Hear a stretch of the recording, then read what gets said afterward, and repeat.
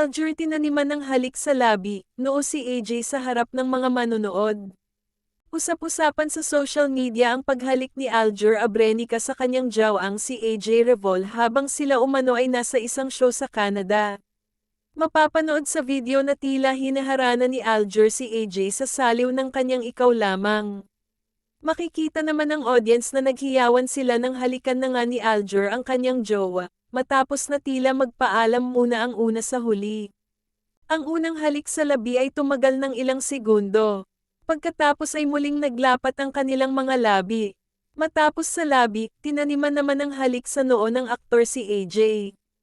Narito ang mga reaksyon at komento ng netizens. Oh my God!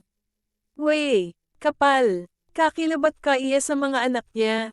Kasuya! Hanggang ngayon ay patuloy na nakatatanggap ng kritisismo ang relasyon ng dalawa, kahit na ipinaliwanag na ni AJ na hiwalay na sina Aljur at Kylie Padilla bago pa man siya pumasok sa eksena.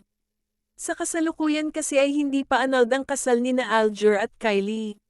Si Kylie, batay sa kanyang cryptic posts, ay tila may bago na ring karelasyon.